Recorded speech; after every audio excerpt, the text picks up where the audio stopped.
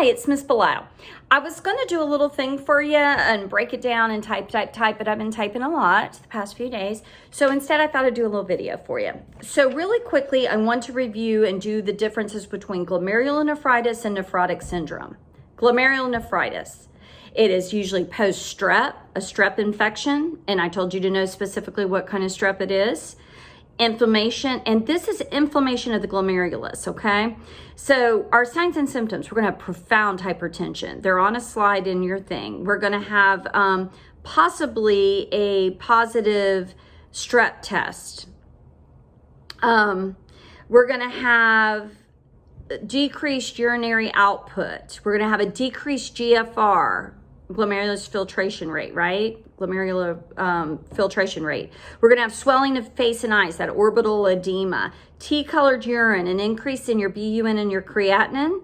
We're gonna have mild proteinuria. The things we need to do as nurses, we need to monitor that blood pressure. We've got to watch it and intervene. When you have profound hypertension, it can create a lot of issues. Plus, we need to get it down because it's causing more damage to our kidneys, being that high. Monitor our eyes and nose and our fluids, and then anything, if they need antibiotics, anything like that, just make sure, you're giving them accordingly. And we might need to be sending urine samples down to be looked at to see what is growing in the urine, what do we need to do. So those things are there. Nephrotic syndrome, down and dirty. The cause is unknown, we don't know. You have not a so glomerulonephritis was inflammation of the glomerulus. Nephrotic syndrome is a change. Something's happened. We don't know why, but something's changed in the glomerulus. Something's done something to it, and it's unknown. And then what we're going to have is a loss of protein. We're going to deplete our albumin. We're going to be hypoalbuminemia, anemic. We're going to be hyperlipidemic. We're going to have, our lipids are going to increase because of things going on in our body. Edema, face, it's like generalized. It's all over. We have our face, our extremities, our abdomen. So we're going to be swollen kind of all over. We're going to have frothy urine. So what we want to do for nephrotic syndrome, we're going to monitor our fluid status. You're going to monitor your fluid status for anything that's renal issues. You want to know. We need to know what's coming out. We need to know what's going in, and we need to know what's coming out always. You want to give them albumin. So nephrotic syndrome, we're going to lose albumin, and then we're going to give them albumin. And the reason is that if we don't have enough albumin, that's what helps keep it keeps our fluid where it needs to be. And so we'll start to then shift our fluid out, and that's where we get the swelling. And so if we can give albumin and correct that hyperalbuminemia, then we can start to hold on to our fluid and not be swelling as much. We also, to correct swelling, we need to diurese them. They're going to get a diuretic. So you're going to give them a diuretic. We're going to give them something to pull the fluid off so that they can then hopefully get rid of it. And then we're going to give it, but in the meantime, we're giving them albumin, which is a volume expander, but we need that protein and we need that albumin in their system. We're going to give them corticosteroids or immunosuppressants with nephrotic syndrome. And we're doing this to make sure we want to decrease the protein spilling out, that mass amounts.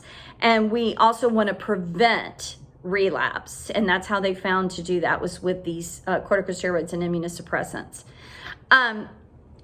If they're hyperlipidemic, anybody, if they have hyperlipidemia, then we need to limit their fats in their diet, period, across the board. We all probably need to, because I think we consume quite a bit. One thing I want to tell you is nephrotic syndrome is a disease of the kidney. And the nephritic syndrome is a disease of the glomerulus, okay? And that nephritic and glomerulonephritis kind of can interchange at times. But nephrotic syndrome with the O, think the O, mass protein, nephrotic. Those are the ones that we are diseases of the kidney. Okay, the nephrotic syndrome, but the other two are glomerulus involved. I want you really quickly just to go over, I think you need to remember what the signs and symptoms of glomerulonephritis, pyelonephritis, you want to know, make you a little list real quick. What do you need to know? We know with pyelonephritis, usually comes from what? A UTI, E. coli is our culprit. And because of that, we usually have high fevers. So that's an issue. Azotemia, what is it? Where do you see it? It's in your book. It's in that reading. I saw it. So just make sure you go and look at that. But someone asked me about diets and they were like, I found this and I can't find that. Well, I want to say this to you about renal diets. It's renal diets. We need to always decrease a low sodium, low potassium diet, period, across the board for anybody with renal filtration issues, okay? If that's the case, low sodium, what are our high sodium foods? Just kind of understand that. And I'm going to say this just off record because I don't know if anybody's ever told you that, but lots of times a lot of people go in and, I do it. I go in the grocery store, I'm like, oh, that looks good. That might work. And they get that salt substitute. And they're like, here they have been salt their food. Now they've got salt substitute and they're salt substituting their food. Well, let me just tell you something. That doesn't help either because there's other things in there that are not healthy for the kidney. So, think about that. What would you tell a client or a patient to use?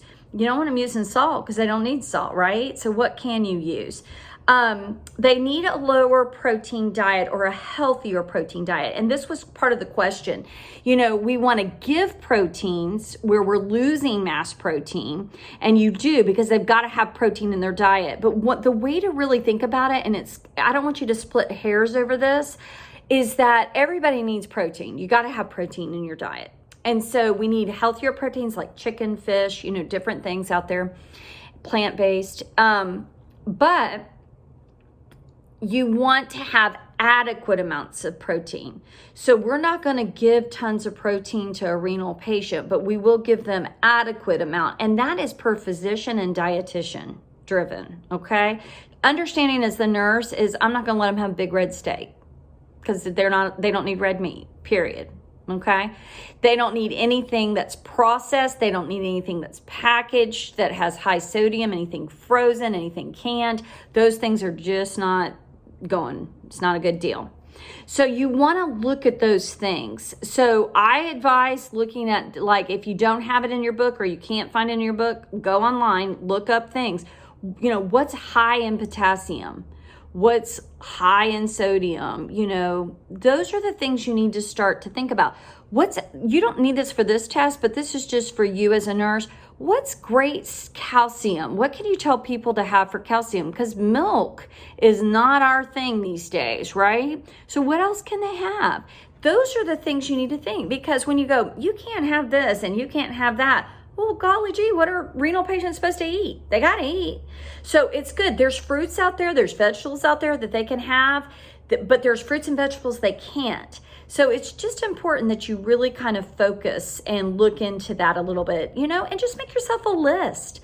The ones you know. You don't need to add those. You can add them just so you see it all the time and it kind of triggers you in your memory.